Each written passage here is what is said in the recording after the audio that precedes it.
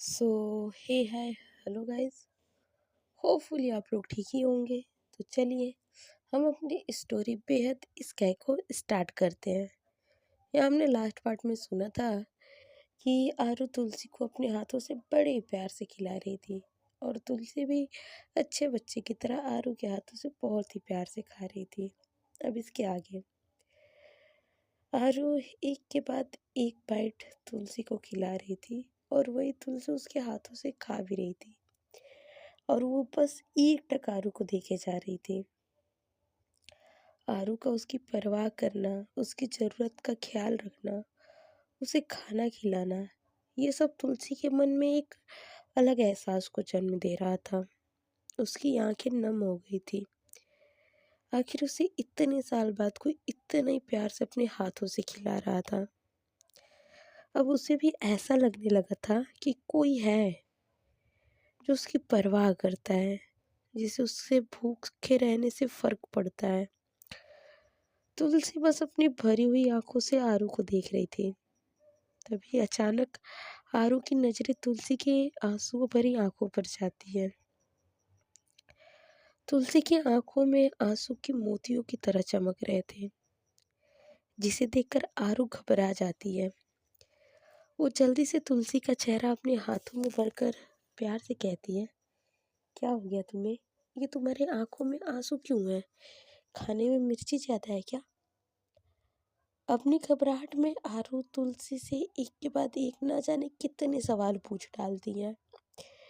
आरू की आंखों में तुलसी के लिए बेशुमार मोहब्बत नजर आ रही थी। एक फिक्र नजर आ रही थी जो तुलसी को काफी अच्छा लग रहा था। यही प्यार, यही अपनापन तो वो चाहती थी। उसे पैसे या जायदाद से कोई मतलब नहीं था। उसे तो बस इतना चाहिए था कि कोई उसके साथ बैठकर दो चार बातें करे। वो मन ही मन खुद को बहुत ही भाग्यशाली कह रही थी जो उसे आरू मिली थी। उसे लग रहा था कि मानो उसने पिछले जन्म में कुछ तो ऐसा काम किया होगा, इसलिए महादेव ने आरू को उसे दे दिया है। तुलसी अपने होठों पर हल्के से मुस्कुराहट सजाए बस आरू को देख रही थी। इस वक्त उसकी आंखें नम थीं और होठों पर मुस्कुराहट थी जो आरू को काफी अजीब लग रही थी। वो तुलसी से थोड़ा सख्ती से कहती है, हंस क्यों रही हो? बताओ ना क्या हुआ? मिर्ची थी क्या खाने में?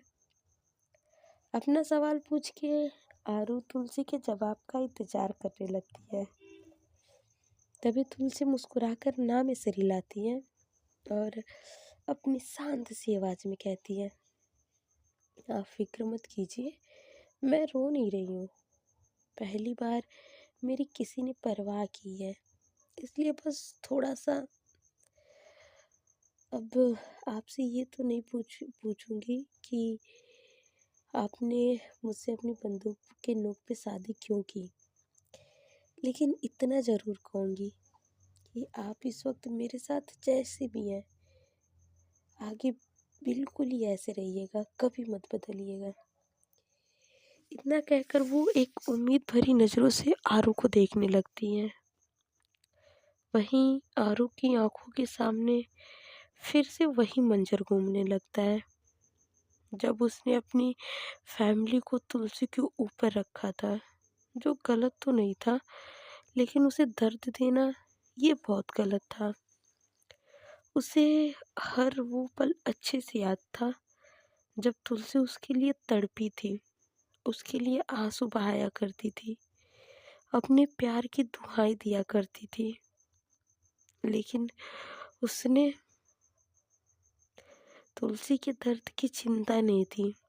उसके मन में इन 3 सालों में यही सवाल था कि क्या वो इतना मजबूर हो गई थी कि तुलसी को दर्द ही दे सकती थी, उसके दर्द से उसे निजात नहीं दिला सकती थी। वो आरू वो आरू थी, अगर चाहे तो कुछ भी कर सकती थी, जो अपने दुश्मनों को चुटकियों में धूल चटा सकती थी। लेकिन उसने क्या किया? उस मासूम सी लड़की को दर्द दिया जिसके लिए वो पूरी दुनिया थी। परिवार के नाम पर एक वही सहारा थी। यही सारी चीजें आरू को अंदर ही अंदर खा रही थी। आरू को अपने में खोया देखकर तुलसी उसके कंधे को हिलाते हुए कहती है, क्या हुआ आपको? कहाँ खो गए? अगर आप जवाब नहीं देना चाहती है तो कोई बात नहीं, मैं आपके साथ जबरदस्ती नहीं करूँगी। ये सब कहते हुए तुलसी थोड़ा सा मायूस हो चुकी थी।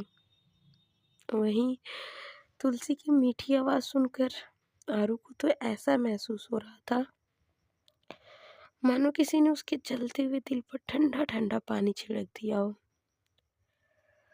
वो तुलसी की आंखों में जवाब की उम्मीद देख लेती है, इसलिए एक बहुत गहरी सांस छोड़कर फिर एक निवाला तुलसी को खिलाते हुए कहती है, मैं कोई मौसम नहीं थी जो बदल जाऊं, मैं तुम्हारी हूँ और तुम मेरी चूहिया हो। मैं कभी नहीं बदल सकती, मैं जैसी हूँ वैसे ही रहूँगी। अब और कोई बातें नहीं, ना कोई सवाल जवाब, बस खाना खाओ और सो जाओ। इतना कहकर वो फिर से निवाला तुलसी की तरफ बढ़ा देती है। तभी तुलसी झट से उसका हाथ पकड़ लेती है और नाम में सिर हिलाते हुए कहती है, अब और नहीं, बहुत खा लिया मैंने, लग रहा है 1 हफ्ते का खाना मैंने आज ही खा लिया है।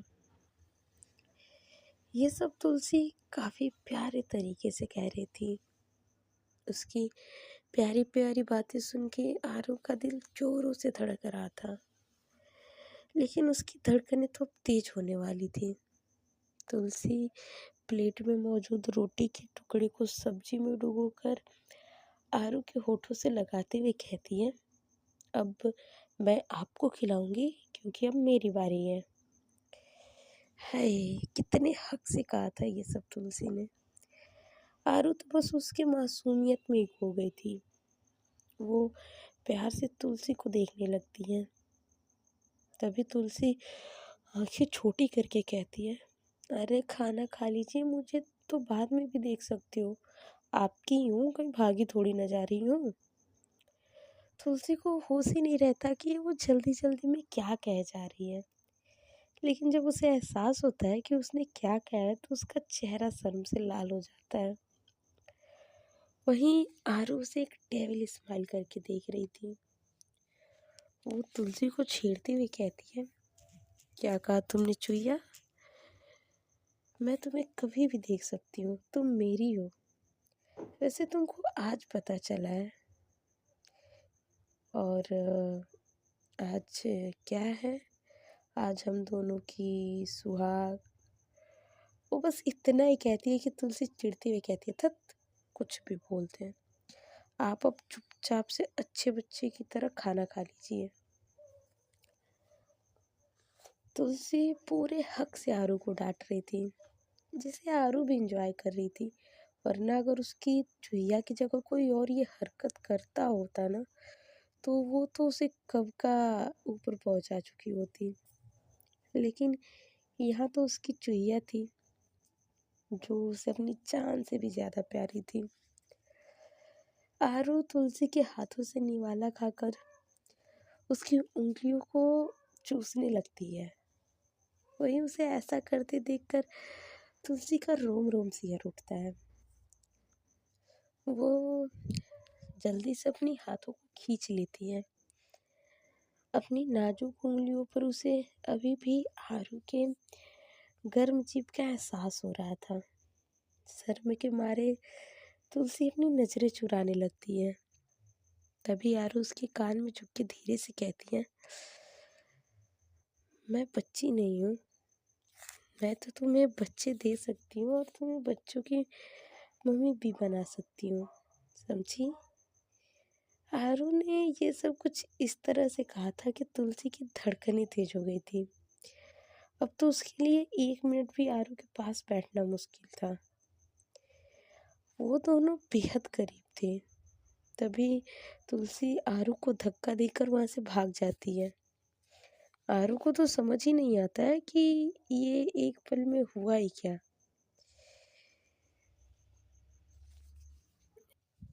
अभी तो वो अपनी चुहिया के करीब थी, फिर अचानक से क्या हो गया? आरू अपनी हैरानी भरी चेहरों से एक नज़र बेड की तरफ देखती है, जहाँ तुलसी सर से पाँव तक कंबल ओढ़े दुबक कर सोई हुई थी। तुलसी की इस हरकत पे आरू के होठों पर बड़ी सी मुस्कान आ जाती है।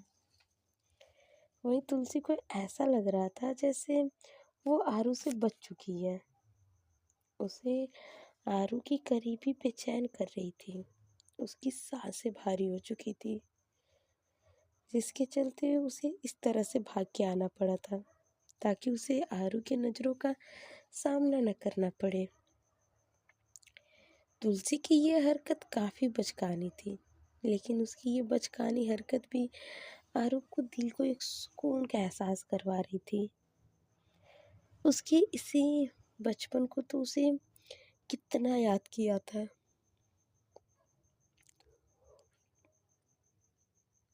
आज जब वो अपनी इस बचकानी हरकतों के साथ अपने आरू के साथ है, तो उसकी आरू इस मौके को कैसे इतनी आसानी से जाने दे सकती है? क्या पता ऐसा मौका उसे दोबारा मिले या ना मिले। इसलिए आरू भी इस पल को खुल के जी लेना चाहती थी। आरू सोफे से उठती है और तुलसी की तरफ अपने कदम बढ़ा देती है। वहीं तुलसी कंबल के अंदर आरू को खुद की तरफ बढ़ता हुआ देख रही थी। आरू को खुद की तरफ इस तरह बढ़ता देखकर तुलसी की सांसें अटक चुकी थी। उसका दिल तेजी से धड़क रहा था। उसके दिमाग में अभी यही सब चल रहा था कि क्या आरू उसके साथ एक ही बेड पे सोएगी। तुलसी के मन ही मन खुद को कोसते हुए कहती है, हे महादेव, ये हमारी तरफ ही बढ़ रही है। क्या क्या ये अब मेरे साथ सोएंगी? मैं भी कितनी बड़ी मूर्ख हूँ। अच्छा भला इतना बड़ा सोफा था, वही सो जाती। लेकिन मेरी अक्ल पे तो पत्थर पड़े थे, जो यहाँ भाग के आ गई। वो अपने चेहरे से जाहिर तो नहीं होने दे रही थी, लेकिन मैं अच्छी तरह से जानती हूँ कि ये मेरी बचकानी हरकतों पे हंस रही हैं। आखिर हंसने वाला काम ही किया है मैंने, तो हंसेंगी ना। तुलसी, तेरा कुछ नहीं हो सकता। अरे बेड पे सोना था तो कम से कम बीच में तकिया का दीवार खड़ा कर देती।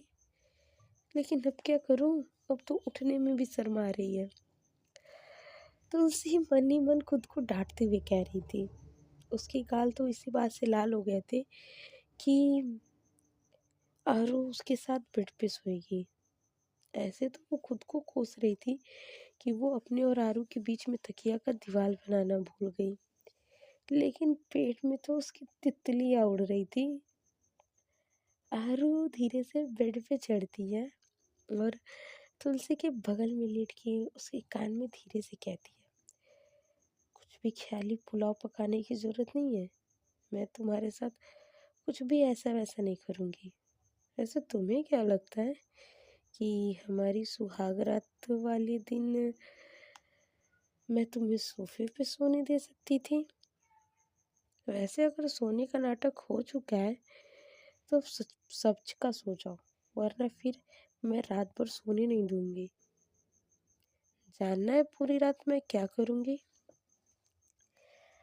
आरू ने ये सब कुछ इस तरह से कहा था कि भोली भाली तुलसी के तो रोंगटे खड़े हो रहे थे। वो घबराहट के मारे अपना सलाइवा गटकती है। उसने तो सोचा भी नहीं था कि आरू इतनी रोमांटिक भी हो सकती है। भाई, हमारी आरू बहुत ही रोमांटिक है। तुलसी कस के अपनी आंखें बंद करके सोने की कोशिश करने लगती है और कुछ ही देर में नींद के आगोश में भी चली जाती है। जिसके बाद आरू भी उसे पीछे से अपनी बाहों में भर के आंखें बंद कर लेती है। तुलसी को अपने बाहों में भरने के बाद कुछ ही सेकंड में आरू को भी नींद आ जाती है। शायद ये 3 साल में पहली बार आरू सुकून की नींद सो रही थी। वरना जब से तुलसी उसकी जिंदगी से गई थी, मानो उसका सोना हंसना सब कुछ चला गया था। वो दिन रात एक जिंदा लाश की तरह मशीन बन के काम कर रही थी। आरू और तुलसी एक दूसरे की बाहों में सुकून से सो रहे थे। उनके चेहरे पर दुनिया जहान की सुकून था। ऐसा लग रहा था बरसों के बाद ही ये दो हंसों के जोड़ा मिला है। आज इन दोनों को इस सुकून और मोहब्बत का गवाह हुआ आसमान में मौजूद चांद था, जो खिड़की से उन दोनों के ऊपर अपनी चांदनी बिखेर रहा था। इधर सुबह का टाइम था और सूरज सर पे आ चुका था। ये एक बेहद खूबसूरत सुबह थी। आरू और तुलसी एक दूसरे के बेहद करीब सो रहे थे। रात को सोते हुए दोनों कब एक दूसरे के इतने करीब गए, उन्हें खुद भी इस बात का एहसास नहीं हुआ। दोनों इस दुनिया जहां से बेफिक्र होके सो रहे थे। तभी टेबल पे रखा आरू का फोन बजने लगता है। उस फोन की आवाज से आरू की नींद टूट जाती है और वो धीरे धीरे अपनी आंखें खोलती है। लेकिन जब वो अपनी आंखें खोलती है तो उसकी नज़रें सबसे पहले तुलसी के मासूम से चेहरे पे जाके ठहर जाती हैं, जो इस वक्त उसके बेहद करीब थी। तुलसी का चेहरा आंखों के सामने आते ही आरू के होठों पर बड़ी सी मुस्कुराहट आ जाती है। वो बेड पर लेटे हुए ही बिना पलके झपकाए तुलसी के उस खूबसूरत और मासूम चेहरे को देखने लगती है। उसका वो बेदाग चेहरा, घनी पलके, गुलाबी होठ, ये सारी चीजें उसे अपनी तरफ आकर्षित कर रही थी। सुबह भी तुलसी ऐसी लग रही थी मानो कोई खिला हुआ गुलाब हो। उसकी सुंदरता पर किसी प्रकार की कोई कमी नहीं थी। आरू प्यार से तुलसी के मासूम से चेहरे को देखते हुए अपने मन में कहती है, हाय, ये मेरी जिंदगी की सबसे हसीन सुबह थी। आज कई अरसों बाद मैंने अपनी इस छोटी सी चुईया के खूबसूरत चेहरे का दीदार किया है। अब तो मैं बस यही चाहती हूँ कि मेरी हर सुबह इतनी ही खूबसूरत हो, इतनी ही हसीन हो, जब मैं अपनी चुहिया का चेहरा देख के दिन की शुरुआत करूं।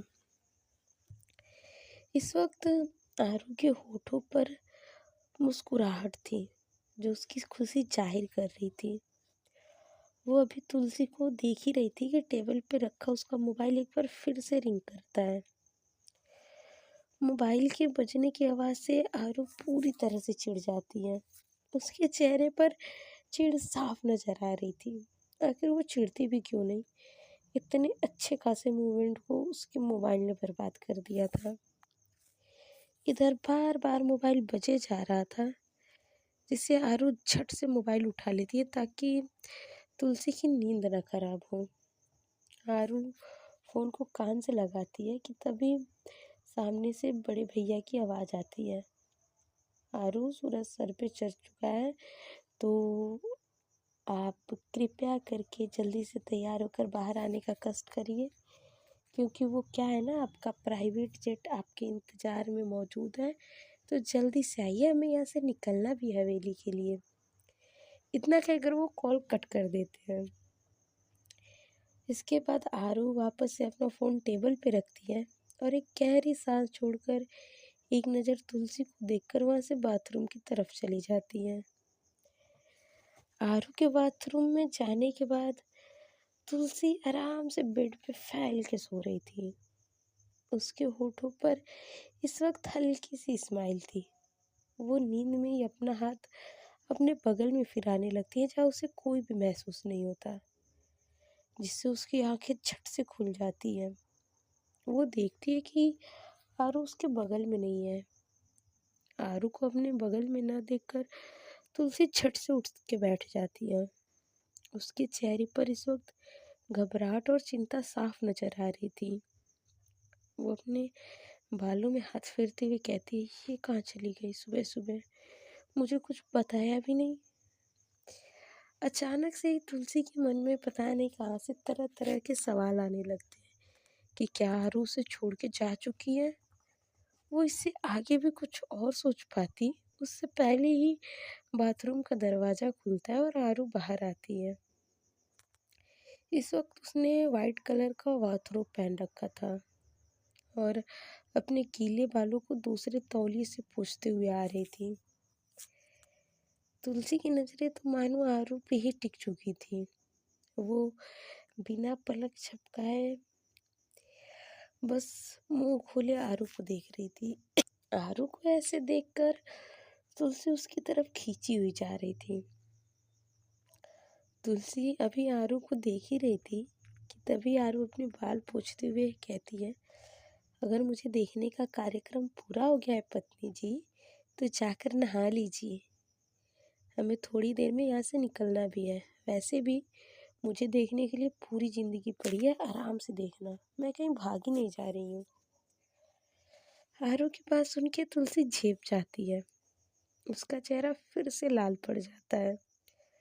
वो फिर से मन में खुद को कोसने लगती है। कैसे वो बेशर्मों की तरह आरू को इस तरह से देख सकती है। अब तो तुलसी को उससे नजरें मिलाने में भी शर्म आ रही थी। वहीं तुलसी की हालत आरू से छुपी नहीं थी। उसे तो अपनी चुहिया का इस तरह से शर्माना काफी पसंद आ रहा था। आरू बैग से अपने कपड़े निकालने लगती है कि तभी तुलसी कहती है, सुनिए। तुलसी के मुंह से सुनिए सुन के भाई जिसके कान में पड़ते हमारे आरू तो मानो किसी और ही दुनिया में खो जाती है। उसे इस प्यार से इस शब्द को सुनना आरू को जैसे ऐसे लग रहा था कि किसी ने उसके कान में शहद घोल दिया हो। आरू अपनी नजरें उठाए तुलसी की तरफ देखती है। आरू की नजरें उसके ऊपर महसूस करके तुलसी अपनी नजरें झुका लेती है और अपनी उंगलियों को आपस में उलझाने लगती हैं। तुलसी की इसी अदा पे तो हमारी आरू फिदा थी। उसके होठों पे हल्की सी स्माइल आ जाती है, लेकिन वो जल्दी से अपनी स्माइल छुपा के कहती है, क्या हुआ? आरू की इतनी भारी भरकम आवाज़ सुन के एक पल के लिए तुलसी थोड़ी सी डर जाती है, लेकिन फिर खुद को संभालते हुए कहती है, वो मेरे पास कपड़े नहीं है, क्या पहनूं? इतना कहकर वो चुप हो जाती है। तभी आरू अपने बैग से एक पैकेट निकाल के तुलसी की तरफ बढ़ाती है और कहती है, ये तुम्हारे लिए है, जल्दी से नहाकर इसे पहन के तैयार हो जाओ। आरू तुलसी आरू के हाथों से वो पैकेट लेती है और खोल के देखती है तो उसके होठों पर बड़ी सी मुस्कान आ जाती है कि उसमें एक बेहद खूबसूरत लाल रंग की साड़ी थी, साथ में चूड़ी और बाकी सामान थे। इधर तुलसी कपड़ों को लेकर बाथरूम की तरफ चली जाती है। सो गाइस, आज के पार्ट में बस इतना ही। मिलते हैं नेक्स्ट पार्ट में और जानते हैं कि आने वाले पार्ट में क्या होता है। तब तक के लिए bye bye, tata, take care. आप लोग अपना ध्यान रखिए। Bye bye guys.